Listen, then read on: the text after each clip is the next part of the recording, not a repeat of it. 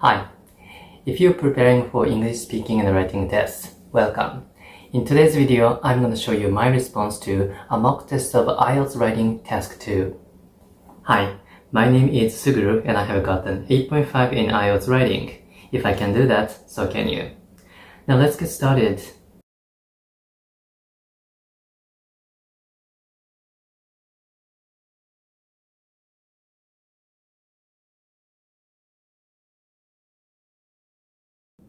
Okay, here is my response to the question, and you're looking at my first body paragraph. In this video, we are not going to look at the introduction and the conclusion paragraphs. And I actually wrote this in less than 40 minutes, so there might be some spelling mistakes. Alright, let's go. The opinion that augmenting the income of individual citizens should come first in order for their country to thrive might be based on the idea that without stable financial sources, they could not buy any products. Japan in the post-war era can attest to this. Although Japan was devastated from the aftermath of the war during the 1940s, the country realized a miraculous economic recovery toward the 1960s because the people started working in factories for an income supplement and then started to enjoy shopping. Fashion items, televisions, and cars flew off the shelves, which contributed to an economically successful Japan. Alright, the second body paragraph. On the other hand, I believe that infrastructure must come first when a country is in its infancy. Because without reliable infrastructure, money will not do anything. The aforementioned Japan in its post-war stages is a good case in point. When the war ended in 1945, most shops and facilities had been destroyed, and money was no use. People had no shops to buy food or clothing from. Besides, there were no roads yet to enable the transportation of such goods from factories to shops, so Japanese people at that time had to rely on the food rations provided by the US troops. Simply put, roads and shops are the foundation of a sustainable country. Oops, troops is misspelled. Sorry about that. Alright, the last body paragraph. In addition to the hard infrastructure discussed in a previous paragraph, soft infrastructure is also needed for a younger country to grow up. One type of such infrastructure is social welfare. If people want a stable income, they will need a society in which every worker can work safely and equally.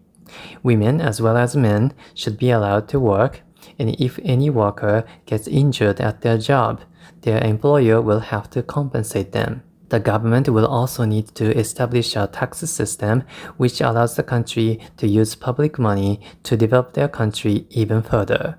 Without such soft infrastructure, there's no way that each individual can enrich their lives.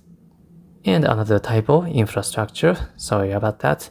So there are 2 spelling mistakes in this essay. I don't think that's too many, so that will probably not affect my score.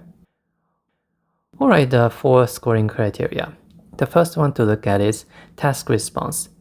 For task response, it's very important to provide examples. Let me say that again. It's very important to provide examples. And let's see what I did in my response. Okay, in my first body paragraph, the yellow part, Japan in the post-war era, this is a good example showing how each individual's income is essential for a country to become strong. And in my second body paragraph also, this is an extension of the Japan episode, but this is an example of how infrastructure can help a country become strong. And the last body paragraph also has many examples of soft infrastructure, which I think are important. So it's like there's an example or examples in each body paragraph. So this is very important to get a high score in task response. Alright, the next one to look at is coherence and cohesion. Coherence means paragraphing.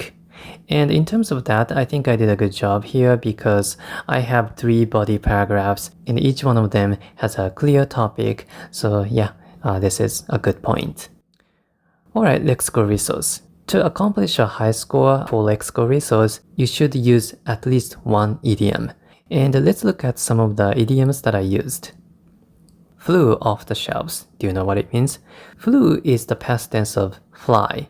If a product flies off the shelves, it means it's very popular. Many people are buying it.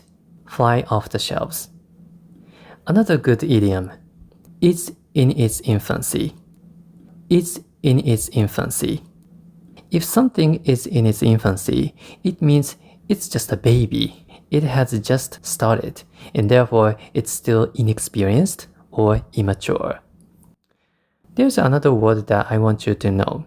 Attest to something. Do you know what this means? Attest to something. If Japan attests to something, it means Japan can be a good example of something. Attest to something. Alright, finally, grammar.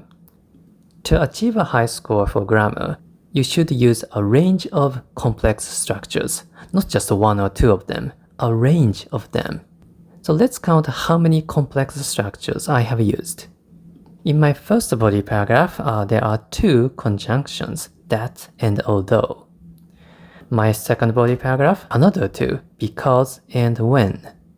And in my last body paragraph, there's 1 conjunction, if, and there are 2 relative pronouns, which. So I have used 5 conjunctions and 2 relative pronouns. So I think that can count as a wide range of complex structures. So that's good. So this writing has 331 words. And this does not include the introduction and the conclusion paragraphs.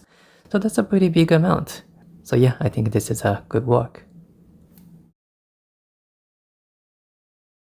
Alright, I hope you found this video useful. Leave a like, subscribe if you're new, and most importantly, let me wish you good luck on your test.